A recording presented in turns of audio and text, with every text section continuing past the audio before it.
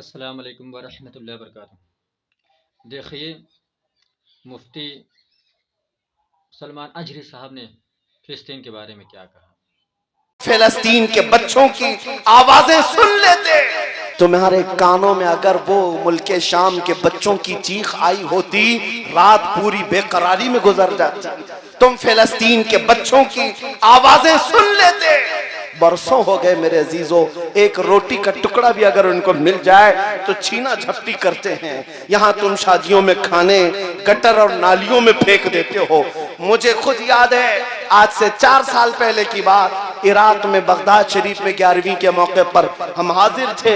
हमारे जितने साथी थे 11वीं करना चाह रहे थे। हमने कहा 11वीं करेंगे, पकाएंगे, हम ही खाएंगे, जितने खा रहे हैं वही खाएंगे। अल्लाह ने सबको आपको खिलाया है। आओ रिफ्यूजी कैंप में, जो जंगों में जिनके घर तबाह हो चुके, झोपड़ियां डालकर रह रहे हैं, हम बकरे काटते हैं, उन तक गोश्त पहुंच जाए, ये सबसे बड़ी 11वीं है। लोगों ने 13 बकरे काटे थे। मैं सिर्फ एक बात आपको बता रहा हूं, हम झोलियों में भर भर करके रिफ्यूजी कैंप गए थे और ले जाकर के जब तकसीम करने के लिए आए, वो बच्चे ऐसे लिपट पड़े थे कि हमारे कपड़े फट गए, सिर्फ एक एक टुकड़ा गोश्त का लेने के लिए। और जब एक पाव किलो का गोश्त का टुकड़ा किसी बच्चे को दिया जाता, वो चूमता था, आंखों से लगाता था, अपनी अम्मा को पुकारते हुए झोपड़ी में भाग रहा होता कि अम्मा गोश्त आ गया, गोश्त आ गया। ये मंजर देखकर जितने हम तकसीम करने के लिए गए थे रो पड़े थे मेरे अजीजों। ये हालात आज उसी रसूल की उम्मत के साथ हैं और तुम्हें जरा बराबर एहसास नहीं, दर्द नहीं। आज हमारे नाचने के दिन नहीं है, हमारे रक्स करने के दिन नहीं है। नौजवानों को नाचते हुए रक्स करते हुए देखते हैं तो दिल के अंदर अजीब सी कैफियत पैदा होती है। इस्लाह मुआशरा का ये बहुत बड़ा पिल्लर है। यहां से अगर खराबियां खत्म हो जाएं, क्योंकि मेरे आका ने फरमाया मेरी उम्मत के 2 पहिए हैं, 2 जमातें अगर सही हो गई तो मेरी पूरी उम्मत सही हो जाएगी। साहबा ने पूछा वो 2 जमातें कौन सी हैं? फरमाया एक उलमा की, एक उमरा की, अमीरों की। ये 2 अगर सही हो गए तो उम्मत सही हो जाएगी, और ये 2 बिगड़ गए तो पूरी उम्मत बिगड़ जाएगी। जरूरत है इस्लाह मुआशरा में यहाँ की भी इस्लाह की। उलमा इमाम अहमद बिन हम्बल और उनके जमाने के बड़े मुहद्दिस हैं शेख अली मदीनी, इमाम बुखारी के उस्ताद हैं। ये इमाम अली मदीनी और इमाम अहमद बिन हम्बल में किसी मसले में इख्तिलाफ हुआ। इमाम अहमद बिन हम्बल के शागिर्द कहते हैं हम एक दिन पढ़ने के लिए बैठे हुए थे, शेख अली मदीनी घोड़े पर सवार होकर तेजी से आए, घोड़ा सामने बांध दिया और सीना तान कर अंदर इमाम अहमद बिन हम्बल का दरवाजा खोला। चीखते हुए आ गए, अहमद बिन हम्बल कहाँ है? दरसगाह में बैठे थे। इमाम अहमद बिन हम्बल ने अपने सारे शागिर्दों को बाहर भेज दिया, जाओ हमारी बातचीत होगी। ये है बड़े उलमा की बात, छोटों को पहले बाहर कर दिया, जाओ हमारी बात होगी। दोनों बड़े मुहद्दिस हैं। इमाम अहमद बिन हम्बल जिनको 5 लाख हदीसें याद है, शेख अली मदीनी इनको भी लाखों हदीसें याद है। दोनों एक कमरे के अंदर दरवाजा बंद करके बातचीत कर रहे हैं। शागिर्द कहते हैं आवाज इतनी बुलंद हो गई थी, हमें लगता था कि अब मारपीट हो जाएगी, हाथापाई की नौबत आ जाएगी, इतना तेज आवाज अंदर से आ रही थी। थोड़ी देर के बाद आवाज ठंडी होने लगी, पस्त होने लगी, बंद हो गई आवाज, दरवाजा खुल गया। शागिर्द कहते हैं हमने दरवाजा खोला तो शेख अली मदीनी गुस्से में उठकर जा रहे थे और इमाम अहमद बिन हम्बल भी उनके पीछे पीछे जा रहे थे। जब शेख अली मदीनी घोड़े पर चढ़ने लगे, इमाम अहमद बिन हम्बल अपने दोनों हाथ उनके पैर के नीचे रखते हैं। शेख अली मदीनी इमाम अहमद बिन हम्बल के हाथों पर अपना पैर रखकर घोड़े पर चढ़ गए, सलाम किया और निकल गए। इमाम अहमद बिन हम्बल का ये अमल शागिर्द देख रहे हैं। पूछा हुजूर जो इख्तिलाफ था खत्म हो गया? इमाम अहमद बिन हम्बल ने कहा खत्म नहीं हुआ, अभी भी चल रहा है। मैं उनको कायल नहीं कर सका, उन्होंने मुझे कायल नहीं किया, इख्तिलाफ अभी भी बाकी है।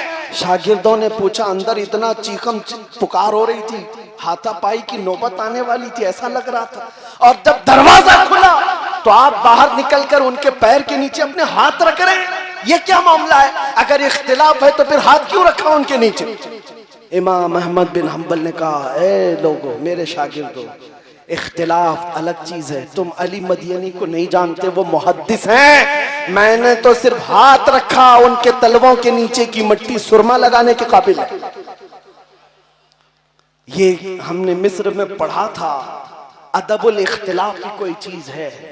उलमाए ज़वील एहतराम, आज इख्तिलाफ करने का हक है, लेकिन अदब के साथ, एहतराम के साथ अगर बाकी रहता तो कौम इस तरह मुंतशिर ना होती। आज हर कोई अलग अलग झंडा लेकर अपने अपने हलके में, इन बेचारों को कुछ पता ही नहीं, लेकिन ये बड़े बड़े मसलों में जायज नाजायज के नारे लगाते हुए घूम रहे हैं और बड़े बड़े उलमा का ईमान नाप रहे हैं।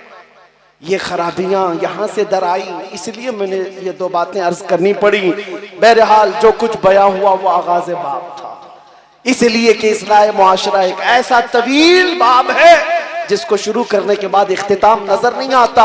खुलासा कलाम फिर से मैं यही कहूंगा, आज के इस रात में हम ये अहद करते हैं जो आला हजरत ने फरमाया, उन्हें जाना उन्हें माना, न रखा गैर से काम, लिल्लाहिल हम्द में दुनिया से मुसलमान गया।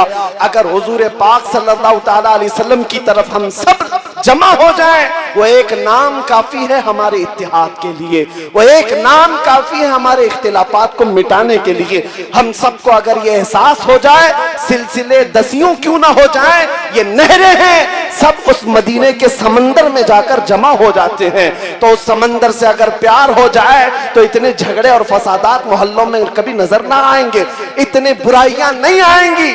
इसलिए अजीजा निगरामी, जड़ की तरफ तवज्जो दो। अगर जड़ तुम्हारी मजबूत हो जाए तो फिर इंशाअल्लाह हमारे जैसों को आकर के तुम्हारी इस्लाह की बात करने की जरूरत भी नहीं पेश आएगी। कल को तुम खुद खड़े होंगे, बुराइयों को रोकेंगे इंशाअल्लाह, रोकेंगे ना इंशाअल्लाह। और हमारे इलाकों में नशा न बिकेगा, न खाएंगे और न ही बेचेंगे और न ही करने वालों के साथ दोस्ती करेंगे इंशाअल्लाह, करेंगे ना इंशाअल्लाह। जो अहद कर रहे हो ये रसूलुल्लाह को हाजिर और नाजिर जानकर गाने सुनना छोड़ दो, क्योंकि फरमाया गया जो गाने सुनता है फहश, उसके दिल में मुनाफिकत आ जाती है, वो मुनाफिकत के करीब जाता है और वो जिना के करीब जाता है। इन्नल गिना यूरिसुन निफाक, गाना निफाक की तरफ ले जाता है और जिना की तरफ ले जाता है। दिन भर एयरफोन लगाकर गाने सुनते रहते हो, पता है क़यामत के दिन इन लोगों के मुतालिक फरमाया जाएगा, सीसा पिघला करके उनके कानों में डाला जाएगा, भेजा बाहर निकल आएगा। जो गाने सुनते थे, बेहयाई के नगमे सुनते थे, यहाँ बुराइयां हैं। अहद करेंगे इंशाअल्लाह, सुनेंगे तो मेरे मुस्तफा की नाते सुनेंगे, हुजूर पाक के कलाम सुनेंगे इंशाअल्लाह, करेंगे ना इंशाअल्लाह।